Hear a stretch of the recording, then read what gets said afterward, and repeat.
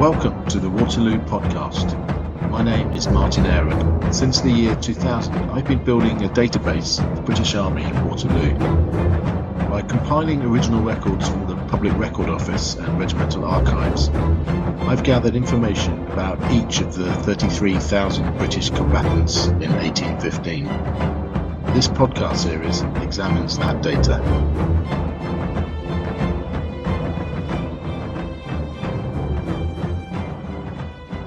Welcome to episode 20. Today is the second part of our look at Halkett's infantry brigade in 1815. So this episode is about the 33rd 1st Yorkshire West Riding Foot. I want to try to avoid repeating myself too much in the ensuing 3 episodes. The story of all 4 battalions is pretty much the same in terms of their movements at Quatre Bras on the 16th of June, the retreat of the Allied army through Genappe on the 17th of June, and their position and experience at Waterloo on the 18th of June. So rather than making 4 almost identical episodes, which I fear would be a bit tedious, I'm going to ask you to first watch episode 19 about the 30th Foot, which gives a full account of Halkett's brigade in terms of its movement over these 3 days. Then, having established that as a foundation, these 3 episodes about the 33rd Foot, 69th and 73rd will focus on the ways their experiences did differ and were unique to them. This will hopefully then give us a complete picture of Halkett's brigade with the minimum of redundant repetition. So, all that to come later, but first, as always, let's establish who these men were in terms of where they were from. We can see the 33rd Foot was overwhelmingly English. There is birthplace data for 440 other ranks, so that's 84%. And we can see here 412 English, 20 Irish, 4 Scottish, 2 German, 1 Welsh, 1 Dutch, and 1 man, Thomas Hollins of the Grenadier Company, born at sea. The 2 Germans are intriguing. The 33rd's musters for the second quarter of 1814 contain a huge roll of 78 German, Polish, and Dutch names, all listed as deserters, including John Hoheimer, one of the 2 men who fought at Waterloo. I must confess to currently being at a bit of a loss to explain this. My working thesis is that in 1814 a draft of recruits from the 60th Foot, rifle regiment of foreigners, had been transferred into the 33rd, only for the peace of 1814 to occur, perhaps before these men had even joined the regiment. And having been away from their homes and families, perhaps for many years, these men, understandably, decided to just go home. But who knows? More research is needed. Now, last time we found that the 30th Cambridgeshire Foot was one of those county regiments which did, to some extent, come from that area, with more men born in Cambridgeshire than any other county. But this was still only 10% of the battalion. Well, there was probably no regiment in the British Army more local than the 33rd Foot. Known as the Havercake Lads, after the local oat cake, of the 440 men for whom there is data, 54% were from Yorkshire. So they were an extremely local battalion, rather like the cricket team today. And looking at the surnames of some of the mystery men for whom we don't yet have data, Kershaw, Holdsworth, Dewhurst, it seems a good bet that many of these were also Yorkshiremen. Looking at the county in more detail, there were men from 91 different towns and villages in Yorkshire, but those listed here are the most common. And we can see Leeds is the winner with 32 men from that city, then Halifax with 28, and Bradford and Sheffield 19 and 17 respectively. When I one day get to the end of all these episodes about each regiment at Waterloo, I'm aiming to look at the data more broadly, look at average ages, heights, years service, that kind of thing, across the Waterloo Army as a whole. But one thing that is already clear, just from the episodes we've already done, is that in terms of which county had the most men at Waterloo, Yorkshire is already the clear winner. It would be interesting to look into why in the future, but I think the simple answer for now is the phenomenal rise of the Industrial Revolution in the county and the subsequent collapse of its traditional cottage industries such as weaving. With the traditional way of life gone, there were 2 options: move to the city and scrape a living in the great mills and factories, or take the King's shilling and join up. Anyway, getting back to the 33rd, of the non-Yorkshire men, the next most common county was Lancashire, with 10%. So again, geographically, it was a very tightly knit regiment. The 33rd was also special in that, unlike the other regiments in the brigade, and unlike most other regiments in the army, there was no 2nd Battalion. This was it, which must presumably have further increased the sense of oneness and unity. In terms of experience, we've already said that the regiment had not served in the Peninsula. From 1796 to 1812, it had been in India, an extraordinary long posting of 16 years away. Of course, from 1793 it had been commanded by a then relatively unknown officer by the name of Arthur Wellesley, who made a bit of a name for himself. You can see the chap here in the uniform of the 33rd. Under his command, the regiment fought at the Battle of Seringapatam in 1799. There were 11 men at Waterloo who would have been in the regiment at that time. Now there's enlistment data for 451 of the other ranks, so 87%. And you can see here that the great majority of men were recruited after the regiment's return home in late 1812, or just prior. The median enlistment date is 1812. At the end of this series on Halkett's Brigade, we'll have a look at how all these statistics compare across the 4 regiments. In terms of experience, well, if you heard the episode on Bergen op Zoom, you'll have heard of how the 33rd fared there. Sent to the Watergate to support that column of attack, after sunrise the regiment was largely able to escape, thanks to the efforts and leadership of Major Edward Wilkinson, who got his men back down the town walls and out across the frozen moat and flooded fields. The regiment had also seen some action at Antwerp, also in 1814, but that was the extent of their combat experience.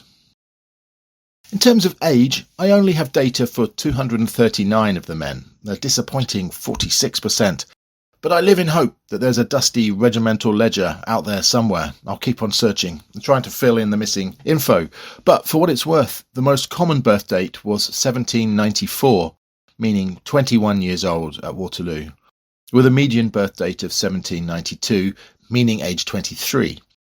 So, quite a young regiment compared to some we've looked at. The oldest man I have recorded is Private James Richards from Norfolk, aged 44, and the 2 youngest are Private William Howson from Sheffield and drummer John Heaps from Leeds, both of whom were just 16.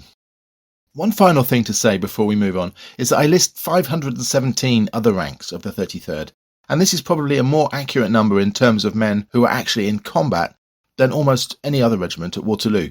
One day in the future I'll do a whole episode on the Waterloo Medal, but the pertinent point here is that because nothing like it had ever been done before, with every man present being issued with a medal, there was tremendous confusion and uncertainty about who should or who shouldn't be included.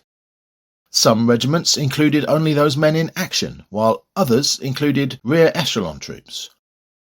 The paymaster or adjutant or whoever it was who drew up the medal lists for the 33rd was more meticulous or cautious than his counterparts from other regiments, and a supplementary roll was submitted explaining why some possible awardees were not actually in the fighting.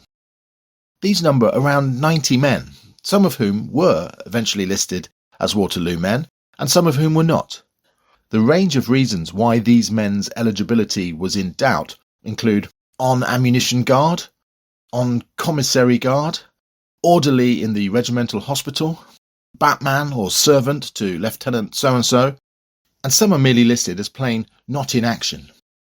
Interestingly, some men, Privates Thomas Perry from Nottingham and William Lowe from Manchester, for example, are listed as quitting the field on the 16th of June and did not return. So, these 90 men represent 15% of the total men nominated for the medal. Where other regiments were not so fastidious, there'll always be doubts about the actual number of men present, and this explains also why there are often large discrepancies between the number of men in a company or battalion on paper and the number described by officers and men who are actually present. So let's turn now to 1815 and see what happened to these men over the 3 days, 16th, 17th and 18th of June. As I said earlier, I want to build on episode 19 in which we learnt all about the brigade's movements at Quatre Bras and Waterloo without unnecessary repetition. So let's begin with some broad facts. As we've said, this was the least experienced brigade of British infantry, with only the 30th having peninsular experience. And while the other 3 battalions had experienced combat in 1814, the predominant action for both the 33rd and 69th had been the disaster of Bergen-op-Zoom. It's perhaps unsurprising then that at both Quatre Bras and Waterloo there were moments of panic where units crumbled away in fear and ran for their lives. The reason for discussing this now is that at this point I usually talk about the main sources on which each episode is based. However, for the 3 non-peninsular regiments of this brigade, I feel there is quite a bit of deliberate hiding of the truth by the sources, of conveniently short memories and the conscious omission of some key events. The most honest account of this brigade over the 3 days came from Ensign Macready of the 30th from our last episode. Without his unflinchingly direct and detailed descriptions, and a few other fascinating hints we can find here and there, it would be easy, I believe, to have a very inaccurate picture of what went on. As we heard in the last episode, largely thanks to Macready, we know that at least parts of the 33rd, 69th and 73rd fled at Quatre Bras, and that Waterloo, the combined square of the 33rd and 69th, gave way, disintegrating into a huge mob of panicking men, which, by surging into the adjoining square of the 30th and 73rd, led to it too collapsing, and the entire brigade being swept along, many men off their feet in the crush, jostling for position and elbowing comrades aside. Most accounts other than Macready make no mention of this, presumably very memorable moment in the battle. One can understand that it was doubtless a source of shame, and not something that would be mentioned in accounts of the battle, certainly not by any official regimental history. But there are some small glimpses, a line here, a phrase there, which we can read between when used in conjunction with Macready's account. So we owe him a great debt of thanks for his honesty. The main source I have for the 33rd comes from Lieutenant Frederick Hope Patterson. From Glasgow, aged 25 at Waterloo, he later published his recollections of the battle. These are full of fascinating details about events and personalities in the battalion, and are very useful. But, as I said, any mention of running away is studiously avoided. A letter from him is also included in the Silburn letters, in which, again, while having very clear memories of some events, is strangely foggy about others. It's also useful background to discuss the 33rd's commanding officer, Lieutenant Colonel William Elphinstone. This portrait of him you can see here was painted 20 years after the battle. He was only 29 in 1815. A bit like the omissions of running away, my impression of Elphinstone has been built up from disparate scraps, along with some possibly dangerous reading in between the lines. So I should say, perhaps I'm maligning a perfectly brave and competent man. That could be the case, but there is certainly enough evidence to suggest that he was the opposite of that there were multiple suggestions of weak leadership and fluster. Put as kindly as possible, it might be said that his sensitive character was not cut out for soldiering. A letter from Elphinstone is included in the Silburn letters, but is almost comically devoid of detail and makes absolutely no mention of the 33rd giving way at any point.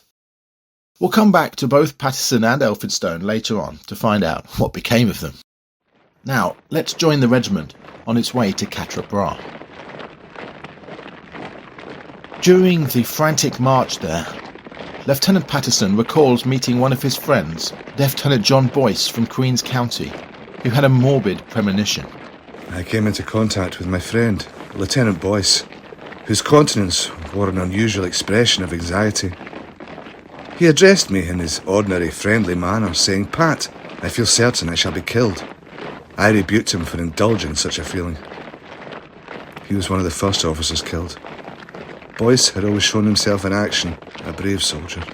On arriving at Quatre Bras and the noise of the ongoing battle growing closer, at least one man was overcome with terror. Lieutenant Patterson again. James Gibbons, one of my men, came up to me and saluting me said he was sick and wished to go to the rear. The request on such an occasion was altogether inadmissible, especially as this had not been the first time he had shown the white feather, and, had I complied, the consequences might have been dangerous as an example to others. I at once called for the surgeon, Dr. Lever, to examine him and to give his opinion of him.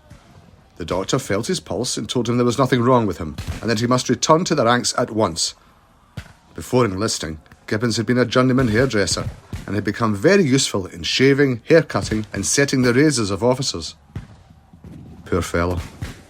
He never shaved a beard, cut hair, or set a razor again. He was killed at Quatre Bras. The 33rd was advancing to the support of the Brunswick troops and Pax Brigade when their neighbouring regiment, the 69th, was caught out of square by French cuirassiers and badly mauled. The men of the 69th running for their lives to the shelter of the nearby Bosso woods. Imagine yourself a man of the 33rd.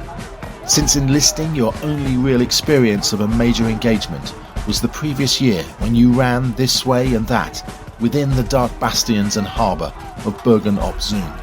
A confused night of fighting in the darkness until, in a kind of frantic panic, as the cold dawn rose, you had to bolt for your lives down ladders and run tumbling across the snow and frozen moats surrounding the town. Now, for the first time, you witness the devastating slaughter of a cavalry attack. It is terrifying. French horsemen encased in glistening steel, bearing down on your comrades from the 69th, and you can only watch, helpless, shaken at the horror of the scene.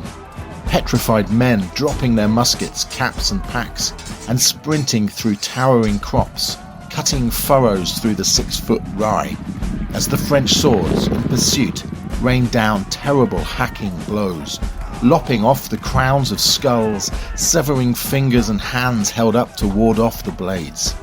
And you stand in your square, praying your comrades stand firm around you, for you know if they don't, it will be you running through the crops, the galloping hooves closing on you, the sound of the sword blade through the air. Is it any wonder then that the nerves of the men of the 33rd would be on a hair trigger, ready to panic at the first whispered words of cavalry? And so it happened. The crisis began by being blasted by French artillery. Ensign William Thane, who we last met in episode 18 at Bergen-op-Zoom. They brought 5 pieces of cannon to bear direct upon us, which did great execution and threw us into a little disorder. Upon which a strong column of their cavalry came out from behind a farm, where had been in ambush, and charged us. I like the understatement of that, a little disorder. Lieutenant Pattison captures more graphically the horror of the scene. A park of artillery was opened at point-blank distance upon our column. The destruction consequent upon this was fearful. Captain Haig, perceiving that the front of the square was bending inward, left his place much excited and flourishing his sword, called aloud vehemently with an oath, "Keep up! Keep! I say keep up!" The words were vibrating on his lips when a cannonball hit him on the abdomen and cut him nearly in twain. He fell on his back. The separation between soul and body was appalling. His eyes strained as if they would leap from their sockets, and the quiver of the lip with the strong convulsion of his whole frame showed unquestionably how unwilling his spirit was to be driven in this ruthless way from her clay tenement. In order to try to offer a smaller and less densely packed target for this devastating French cannon fire, the regiment was ordered into an oblique line at an angle to the guns. However, while there had been a sense of safety in square, this had now been taken away, and, as might have been predicted, a rumour spread. The cuirassiers were coming, and the whole regiment turned tail and fled for the nearby woods. Private George Hemingway from Halifax. A large column of French cavalry named French cuirassiers advanced close upon us. We immediately tried to form square to receive cavalry, but all in vain. A cannon shot from enemy broke down our square faster than we could form. It killed 9 and 10 men every shot, balls falling down amongst us, shells bursting in 100 pieces. We could not be accountable for the number of men we lost there, and had it not been for a wood on our right about 300 yards, we should have been every man cut to pieces with cavalry and trampled upon by their horses. But we got into wood as quick as possible and went to the far end at wood, where we got out, formed up and numbered off. But we mustered very small. Sir Colin Halkett himself witnessed the collapse of the 33rd and rushed to restore order. The only part that really did retreat was one regiment, the 33rd, and which I was not at all satisfied with. I recollect I had some difficulty in getting them to the order that they ought to have remained in. and I took one of their colours and advanced to the front with it, which I think had the desired effect, and soon got them into the order they ought never to have lost.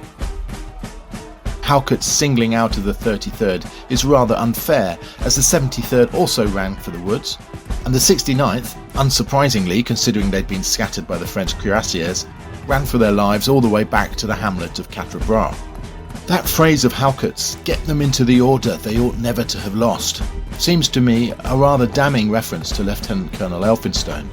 Halkett is implying that it shouldn't have been down to himself to seize one of the regiment's colours and ride off with it, thus almost shaming the 33rd into following him back to where they should have been positioned. Where was Elphinstone, and why was it not the regiment's own commanding officer taking such drastic action to restore order? Lieutenant Patterson refers to this incident and is conveniently and I think amusingly amnesiac. The report of Sir Colin Halkett having seized one of our colours and reformed the regiment may be true, and, upon reflecting, a vague impression of that kind fleets over my mind. The regiment's second-in-command, Major Parkinson, who had done such a sterling job at Bergen-op-Zoom, was unfortunately wounded. Many other officers were also casualties, so the absence of a strong command cannot have helped with the men's morale. On the 17th of June, as we heard last time, the regiment fell back through Genappe and took up its position at Waterloo. According to Patterson's account, Picton ordered the 33rd to form an advance picket for the division, that is, being deployed in a forward position to give early warning of any advance by the enemy. On the 18th of June, as we know, the 33rd was amalgamated with the bloodied remnants of the 69th, their old comrades from Bergen-op-Zoom the previous year. Also, the 4 light companies of the brigade were combined to form a light battalion, which seems to have also been augmented by the grenadier companies at times. During the 18th of June, the 33rd was subject to alternate attacks, first by fire from the French massed artillery batteries, and then by vast swarms of French cavalry, during which the Allied line formed square. Many accounts relay how the cavalry attacks actually brought a welcome respite from the bombardment by the artillery. The French guns stopped whenever their horsemen closed on the Allied line. During lulls in the cavalry attacks, the British and Allied troops were ordered to lie down. While this generally helped to reduce casualties, it did not prevent them entirely. Lieutenant Patterson recalls, "We're in this prostrate position. It so happened that Lieutenant Pagan, Captain Trevor and Lieutenant Hart were lying on the ground close to one another in the centre of the square. I was standing up, much interested in what was going on to our left, when a missile, supposed to be the fracture of a shell, hit Hart so severely on the shoulder as to cause instant death, and passing over Trevor, scooped out of one of Pagan's ears. He got up, staggering and bleeding profusely, when I, with other assistants, placed him on a bearer to carry him to the rear. The men thus employed had hardly left the centre of the square when a cannonball hit one of them and carried off his leg. Another man took his place." In the last episode, Macready of the 30th left a vivid description of the 2 squares being lacerated by French artillery fire from close range. Lieutenant Patterson had very similar recollection. 2 French batteries, which had stealthily advanced at point-blank distance, opened fire on our helpless square.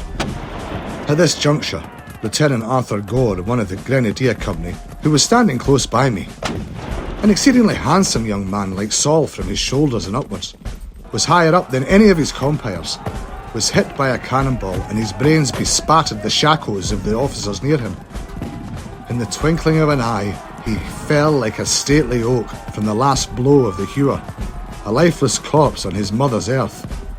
Patterson's comrades at first thought it was he who had been killed. "There's poor Pat," a voice immediately exclaimed, but Patterson corrected them. "It is not I. It is poor Arthur." This deadly French artillery fire was wreaking so much death and destruction that the order was given for the brigade to remain in square, but carefully retire to a bank some distance to their rear, which would afford some much-needed cover. It was during this manoeuvre, difficult to manage without lines becoming jumbled and the formation lost at the best of times, that the square of the 33rd and 69th collapsed, and the men ran for the rear. presumably through a wish to not embarrass them, Macready does not mention which regiments came rushing into his own, spreading bedlam, but he does mention their regimental colour being white, a clever little nod to those in the know, only the 33rd Foot having a white colour in the brigade. Major Dawson Kelly of the 73rd Foot was serving on the staff as an assistant quartermaster general and was with the Duke of Wellington some distance away from the brigade. The Duke himself seems to have been a witness to the collapse of these squares. When passing with the Duke and other officers of the staff in the rear of the 5th Brigade, there appeared to be some little confusion, when the Duke, without directing himself particularly to any person, said, "See what's wrong there." Major Kelly rode up to the brigade, but as he was conversing with Halkett, the Major General was hit by a musket ball which passed through his mouth, and he had to retire from the field. With Colonel Harris of the 73rd also wounded, and Lieutenant Colonel Morris of the 69th killed, command of the brigade fell to Lieutenant Colonel Elphinstone of the 33rd. This was not good news. Major Kelly again. Colonel Elphinstone, commanding the 33rd Regiment, then ran up and asked if I had any orders. I replied none, beyond inquiring into the cause of the confusion. He stated that they were much pressed, and the men exhausted. He added, "What is to be done? What would you do?" This is a revealing description of Elphinstone, a colonel asking a major what he should do. Kelly provided the following advice. Having observed the different battalions the brigade had got intermixed from the frequent formation of squares, I advised Colonel Elphinstone to order both officers and men to resume their respective stations, to form as extended a front as possible, directing them to cover themselves as well as they could by lying down, to renew check of their flints, and to fresh prime, so as to meet the next attack with the best means left us. Perhaps also tellingly, Major Kelly felt that he could not leave the brigade. He says that while advising Elphinstone, some sergeants of the 73rd came up and said they had no officers left to command them, and so he therefore remained. But I wonder if the inference is that during this moment of crisis, he felt that strong leadership was lacking, and as Halkett seemed to have hinted earlier, he would have to provide the command, which should have come from Elphinstone. By the end of the day, there were hardly any officers left standing. One of the fortunate few unwounded was Ensign James Arnott Howard, aged 22. He wrote after the battle, "Things were so bad that I was acting brigade major for some time. But Captain Harty, of the Light Company, being only slightly wounded, he took it and I did the adjutant's duty. Thank God I am safe. I had a very narrow escape that day. A bullet passed through my cap and must have been within an eighth of an inch off my head. I intend bringing the cap to England. I can scarcely fancy myself alive and writing to you after what I have seen."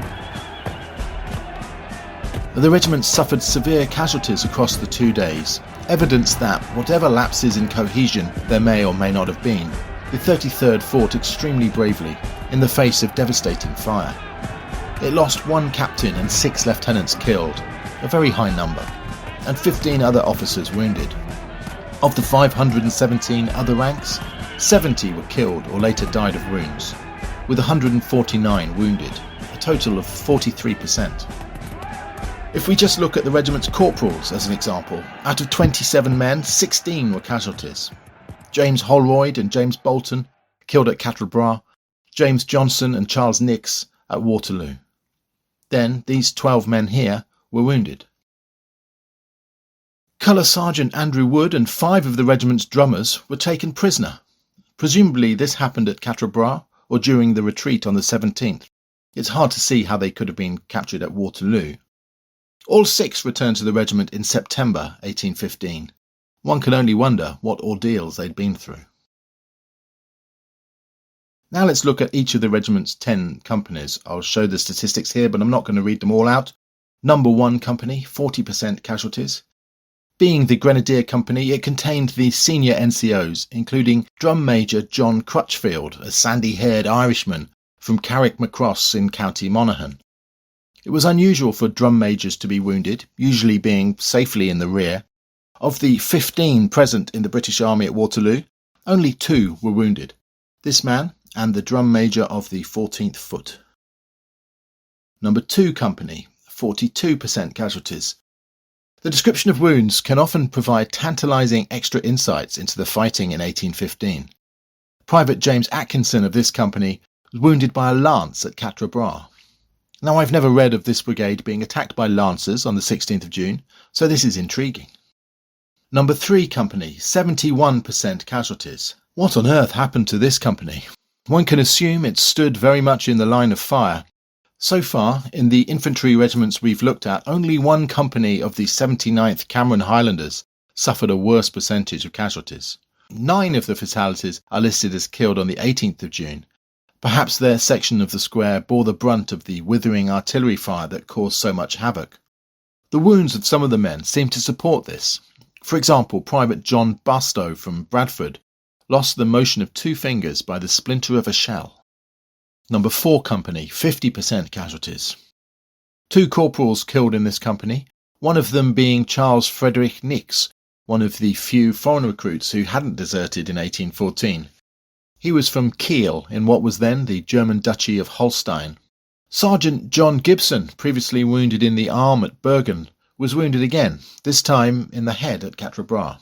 An engineer from Kendal, Westmoreland, he was clearly a brave and capable man, rising swiftly to sergeant, still aged only 24, and would serve 20 years in the regiment, only being discharged in 1832.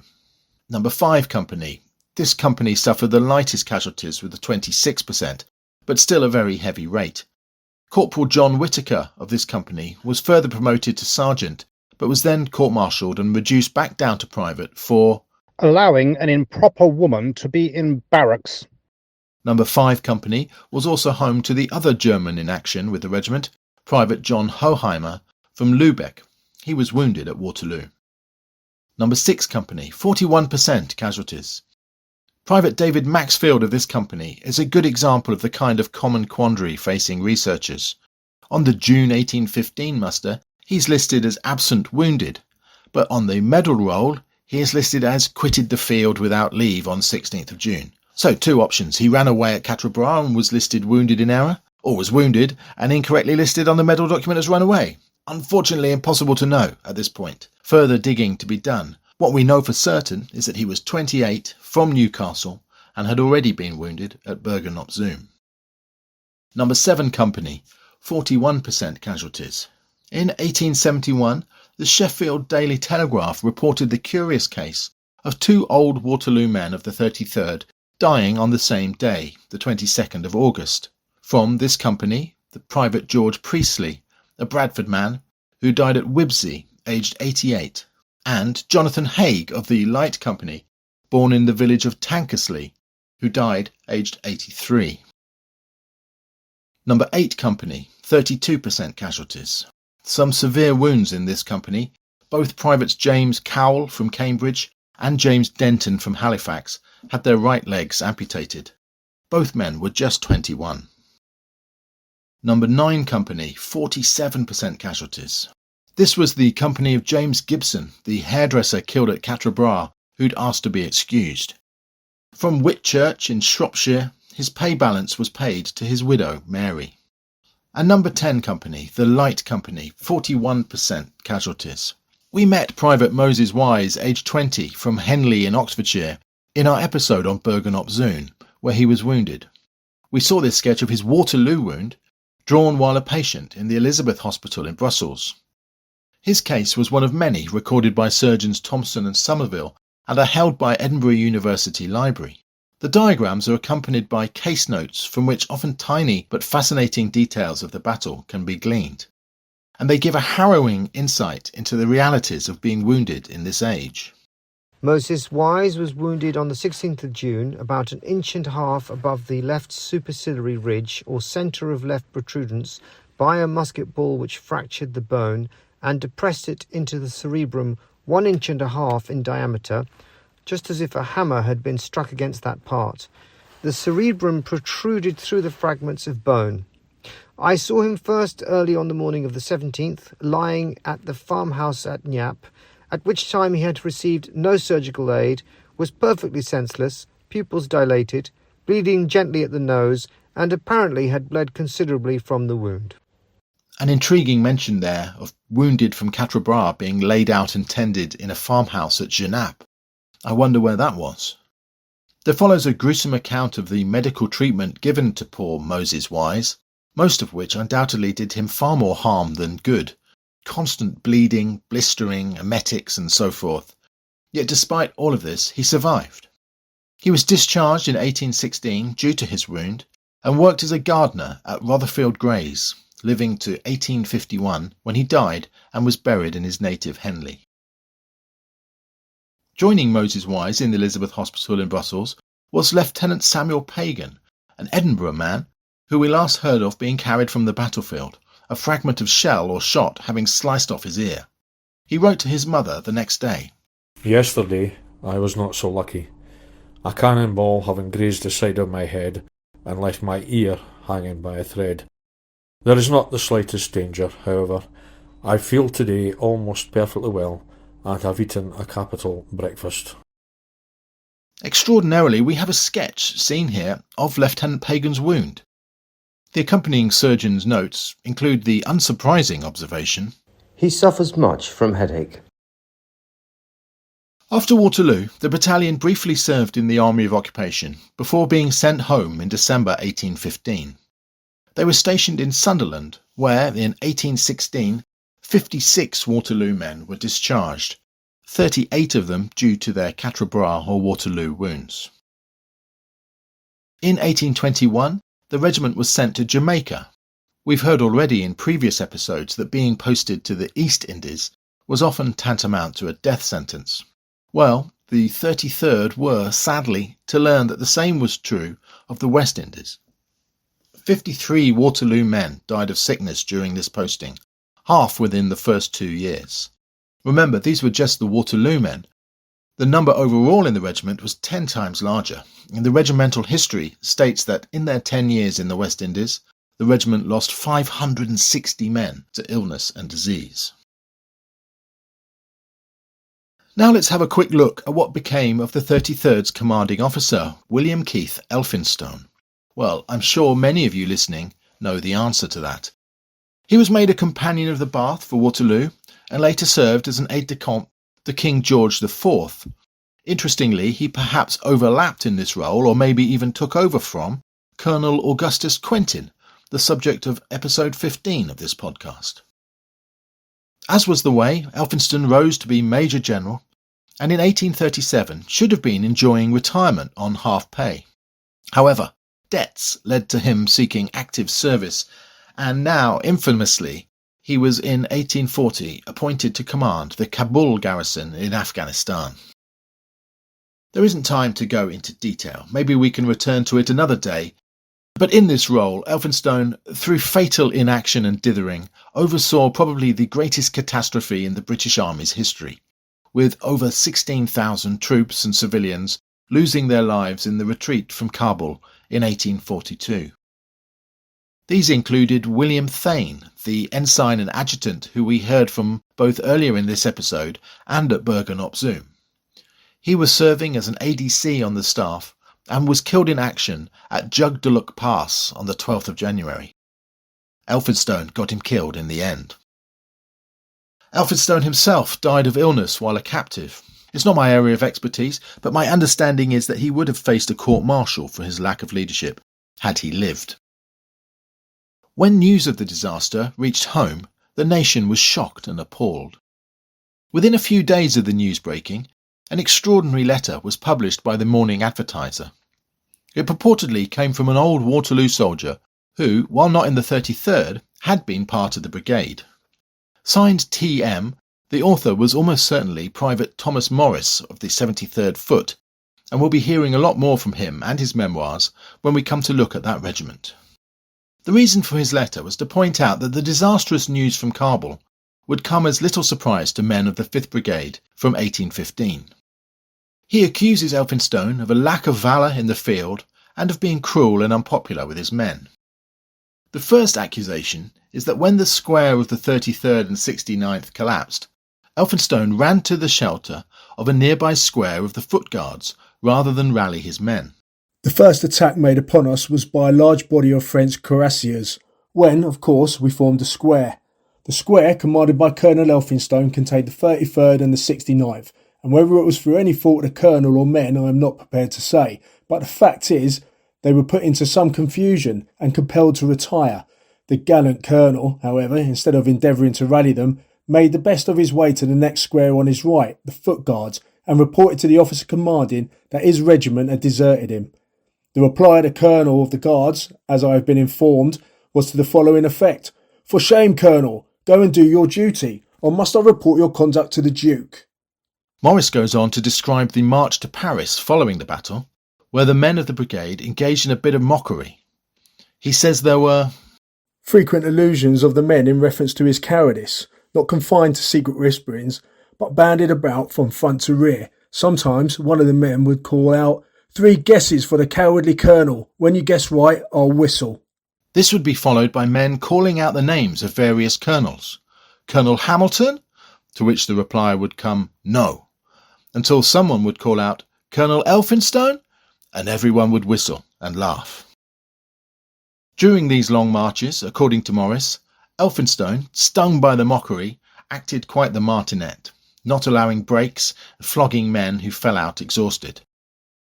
Morris makes the extraordinary suggestion that due to these floggings, the colonel would not have lasted long if he'd ever led his men into battle again. Severe as the march was, the colonel took every opportunity of increasing its severity, and many a prayer did I hear offered up that we might have another brush with the enemy. And, if such had been the case, I have not the slightest doubt, if the colonel ventured into the field, that he would have met his death from some of his brigade. This letter caused outrage among several members of the top brass.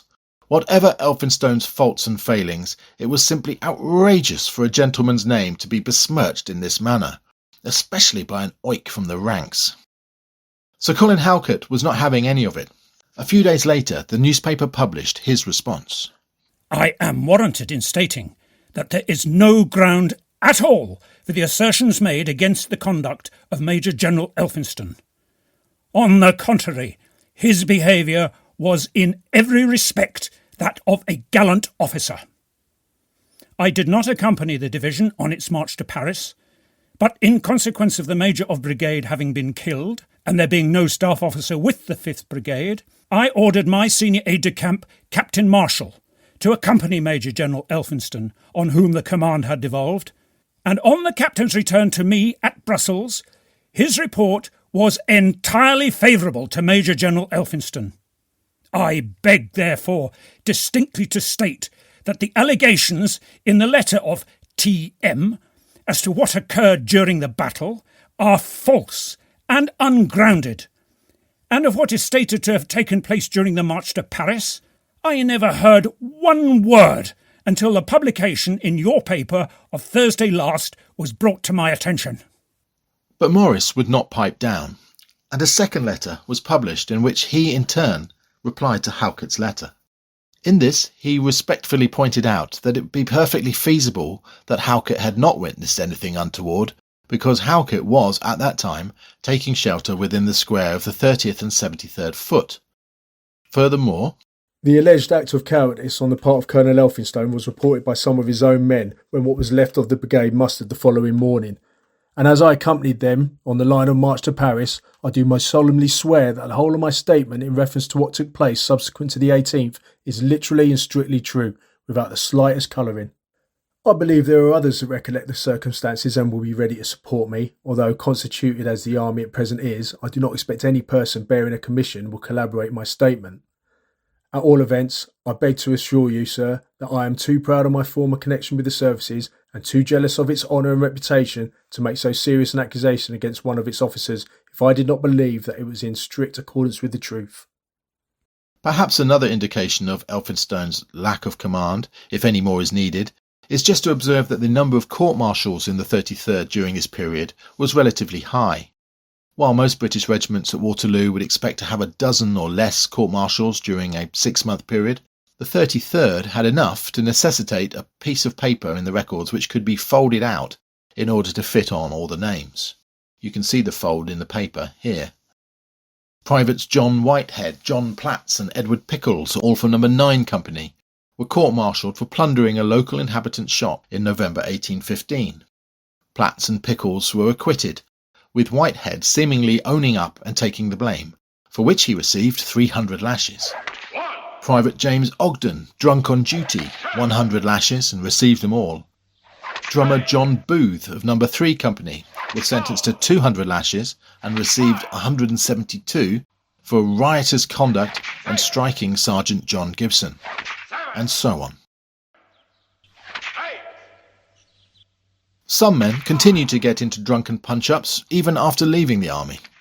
The York Herald of 24th of April 1819 reported, William Howard, one of the noble heroes of Waterloo but lately a ballad singer, were found guilty of striking at George Fell, constable at parish at St Michael le Belfry, while in the execution of his office, and sentenced to 14 days to hard labour. A Waterloo medal graced the breast of the hero as he stood at the bar. So, to end, let's have a look at some of the last Waterloo men standing. We've already heard of Privates George Priestley and Jonathan Haig, who passed away on the same day in 1871. Private Simeon Mitchell of No. 7 Company was a very young boy at Waterloo, either 16 or 18, sources vary, when he was wounded and subsequently suffered the amputation of his right leg. He lived in Ovenden, Yorkshire, dying in 1873.